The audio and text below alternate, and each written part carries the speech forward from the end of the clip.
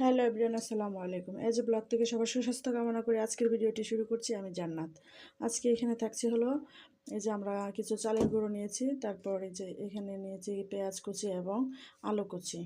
এই যে আলু কুচি করে এগুলো আজকে পেঁয়াজও বানাবো, হুবহু পেঁয়াজের মতোই।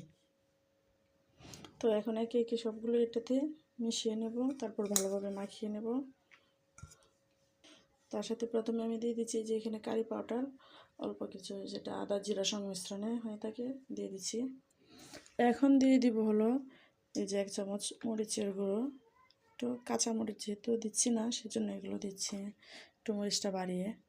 হলুদ দিয়ে দিচ্ছি 1 চামচ।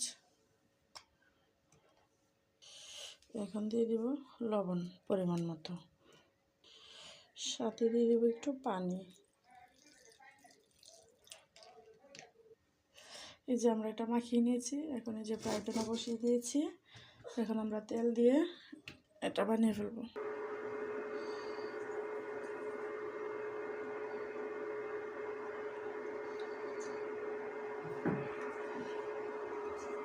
এখন দিয়ে দিচ্ছি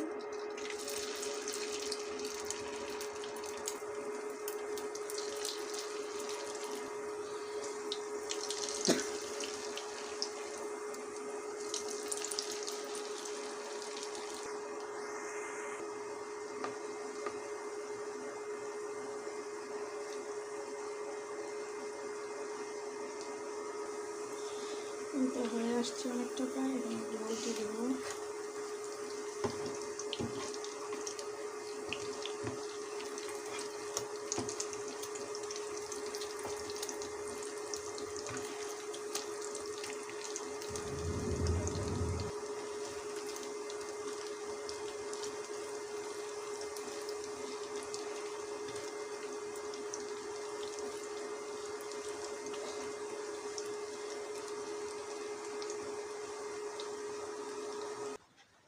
জুবাইর আসো।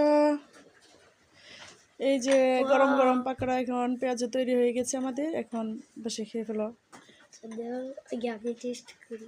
তুমি আগে টেস্ট করবা। এই যে এখানে সালাদ দিয়েছি, তারপরে টমেটো সস দিয়েছি, আর এই যে এখানে বসো।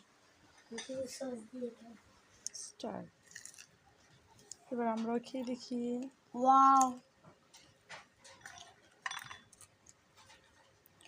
অনেক গরম।